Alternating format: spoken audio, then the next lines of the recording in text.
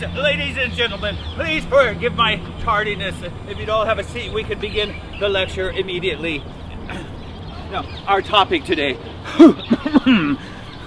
tuberculosis pulmonalis, the Great White Plague. I'm very much looking forward to hearing what I am about to say.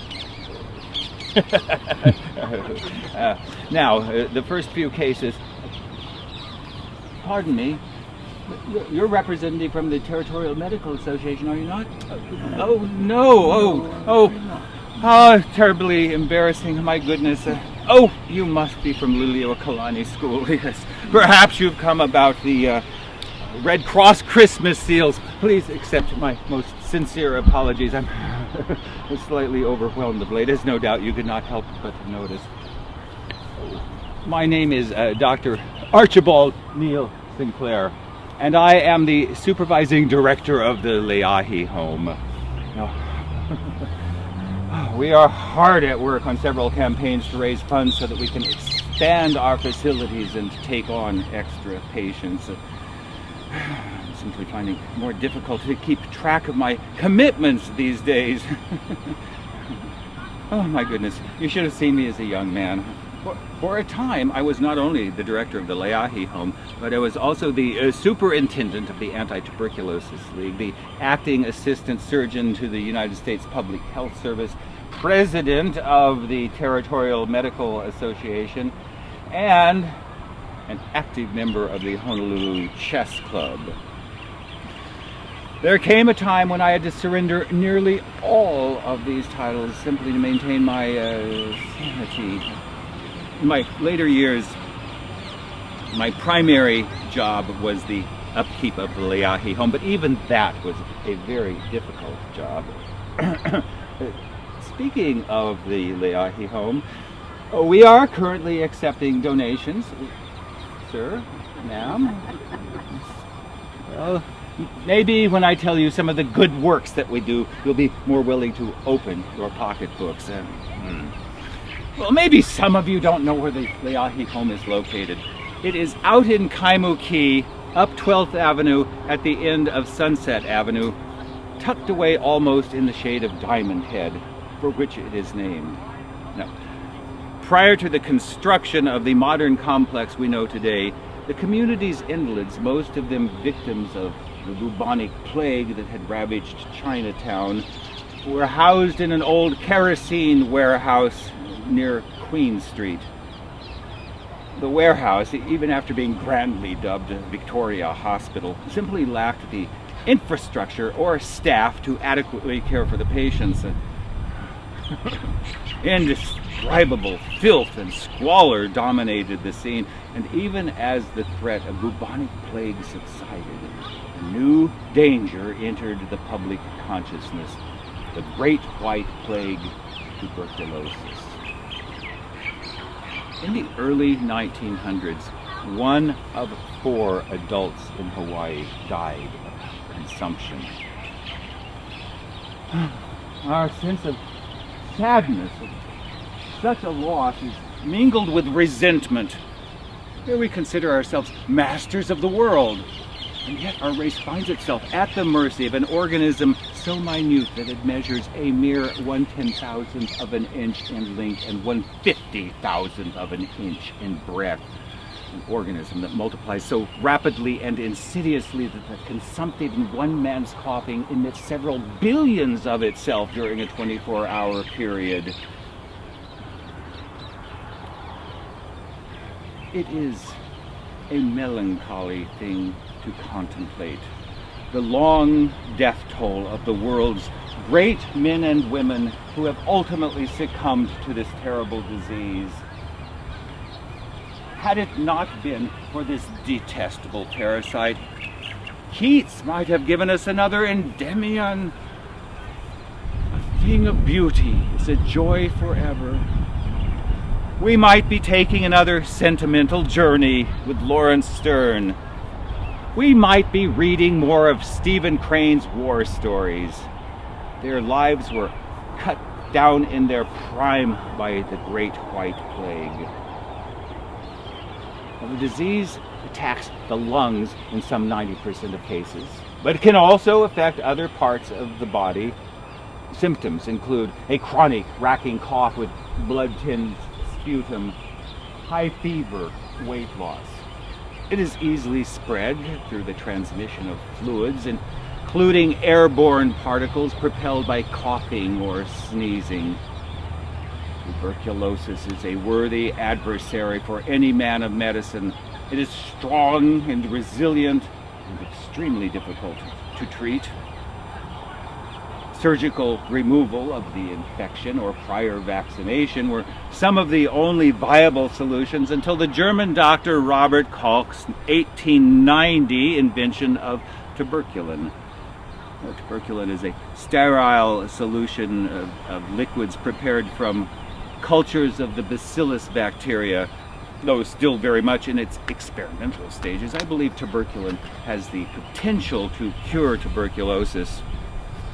I first presented my case for tuberculin before the Territorial Medical Association in 1914 and encountered much resistance. Many medical practitioners believed tuberculin was dangerous.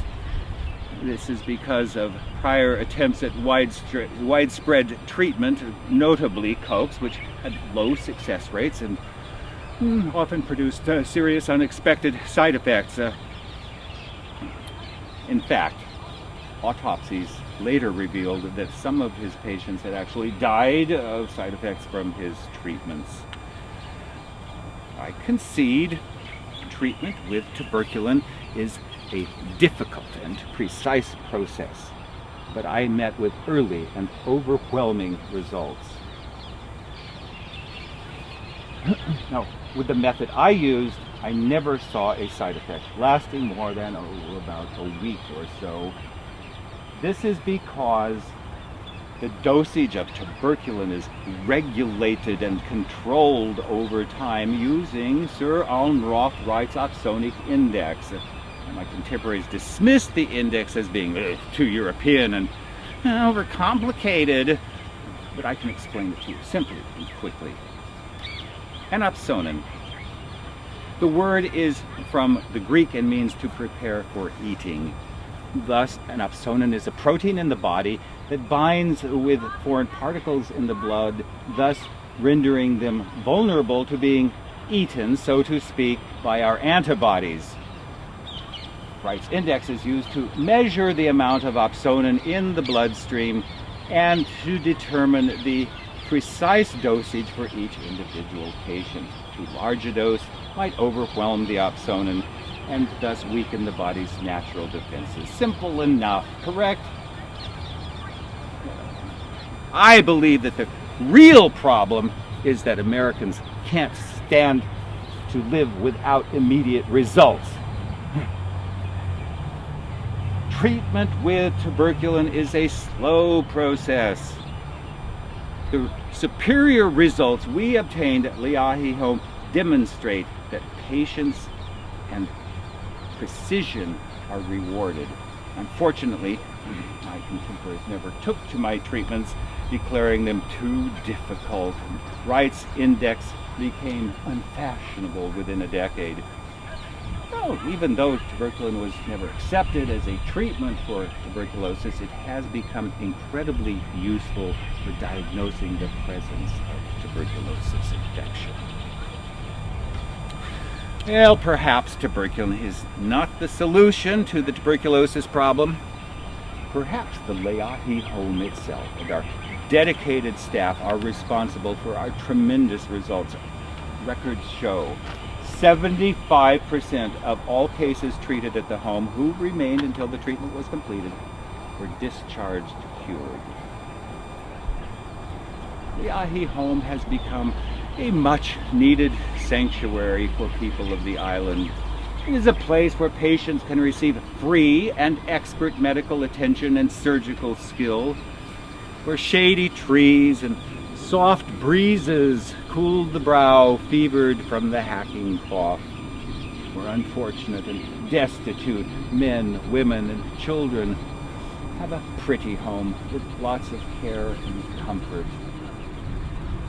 As one walks from one ward to the next, One cannot help but notice the soft snow-white bedding, the open-air cottages all well painted and in perfect order. One almost envies the quiet, peaceful life the patients live there. In the afternoons, you can take long, shady walks. Green things are blowing and rustling. The sun is a gleam on the bay. The housetops stretch away to Waikiki. Some of the boys play ball. Others read. The sound of an ukulele that sometimes drift by from a neighbor's step. The glow of the evening presents a wonderfully home-like and pleasant scene. Now, one familiar with Layahi Home and its conditions over the years cannot but be struck by the changes. Several years ago, it was looked upon as the last resort of the destitute. A walk through its wards would encounter bedridden patients almost entirely. Now it is coming to be looked upon as the hope and salvation of the afflicted, and that same walk will frequently find not a single patient abed. And that is my legacy. I am proud to have worked for such a just and necessary cause until the day of my death, October 21st, 1930. But our work is not yet done. It is not enough that there should be Honolulu institutions to care for those in an advanced stage of disease, nor is it enough that treatment should be found for tuberculosis. All that is necessary will not be done until those who are afflicted learn to guard against communicating the disease with others. Each patient is a source of infection, and each must be removed from a contaminating influence with others.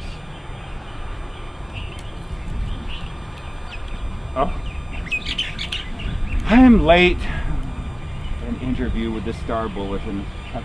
Thank you for your attention. It's been a pleasure to stray from my busy schedule. Look to your health. Farewell. Oh. Remember, spitting spreads tuberculosis.